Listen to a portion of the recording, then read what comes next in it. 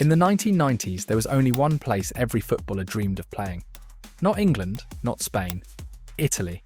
If you wanted to watch the best players in the world, you watched Serie A, Ronaldo, Zidane, Batistuta, Maldini, Baggio, Del Piero. Week after week, the biggest stars, the biggest transfers, and the biggest clubs all called Italy home. It wasn't just Europe's strongest league. For many, it was the greatest football league the game had ever seen. But today, that league is gone. The world's biggest stars choose England. Premier League earns billions more. And even Italy's best players are leaving to play abroad. So, how did football's greatest league lose its throne? Most people think they know the answer. They'll tell you it was one scandal, one moment, one mistake. But that's not what really happened. Because the collapse of Italian football didn't begin overnight. It started while Serie A was still on top. And by the time the rest of the football world realised what was happening, it was already too late. To understand how Italian football fell, you first have to understand just how far ahead it once was. Because in the 1990s, Serie A wasn't competing with the rest of Europe. It was setting the standard. This wasn't a league carried by one or two super clubs. Italy had the Seven Sisters: Juventus, Inter Milan, AC Milan, Roma, Parma, Lazio and Fiorentina. Every one of them had the money to sign world-class players. Every one of them could beat anyone on their day. Every weekend felt like a Champions League night, and the numbers prove it. During the 1990s, the world transfer record was broken 7 different times. 5 of those record-breaking transfers were made by Italian clubs. The biggest stars weren't choosing England, they weren't choosing Spain, they were choosing Italy. Even the Ballon d'Or rankings told the same story. Year after year, Serie A was packed with football's biggest names, while Italian clubs regularly dominated European competitions. At the time, there wasn't a bigger stage in club football. Serie A wasn't following football, it was leading it. Which makes what happened next almost impossible to believe, because while the rest of the world looked at Italy as football's perfect empire, the first cracks had already started to appear.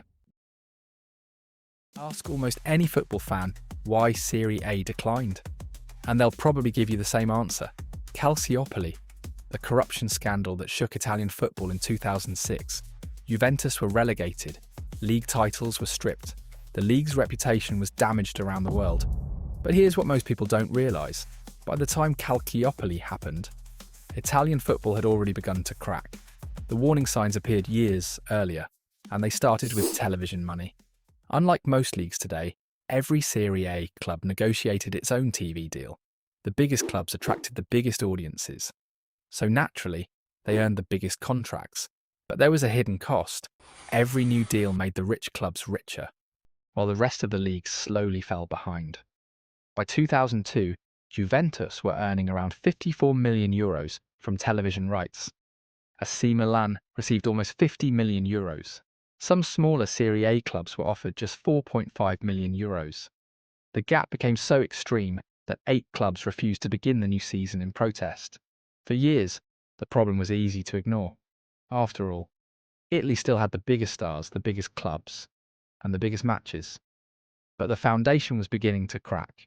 But on the surface, Serie A still looked untouchable. Nobody imagined another league could replace it, until someone quietly started building something even bigger. While Serie A's biggest clubs kept fighting over a larger share of the money, England was quietly taking a different approach. Instead of negotiating television deals separately, Premier League sold them together. That meant even smaller clubs received enough money to improve their squads, attract better players, and raise the overall level of the competition.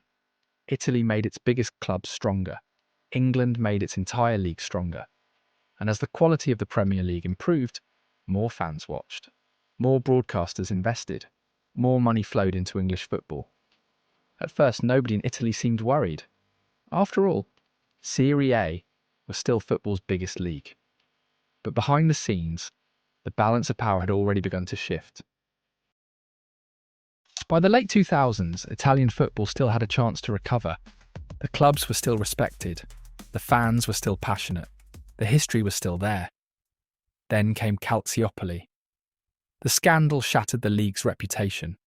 Juventus were relegated. League titles were stripped. Around the world, Serie A was no longer seen as football's gold standard. Some of its biggest stars left. Sponsors became more cautious. But even that wasn't the biggest problem. Because while Italian football was trying to rebuild its image, it couldn't rebuild its foundations. Most of Serie A's stadiums were already decades old. Some had even been built during Mussolini's rule. Modern football was changing. Clubs across Europe were building new stadiums, creating better fan experiences, attracting sponsors, and generating huge amounts of matchday revenue. Italy wanted to do the same, but it couldn't. According to a 2021 PwC study, building a new stadium in most European countries usually takes just 2 to 3 years. In Italy, the same process often takes 8 to 10 years, while the rest of Europe was building for the future. Italian clubs were still waiting for permission, and the financial cost was enormous. During the 2018-19 season, Inter Milan generated around €51 million in matchday revenue. Arsenal, despite having around 15,000 fewer seats, generated more than €110 million, more than double. And when clubs finally do move into modern stadiums, the impact is massive.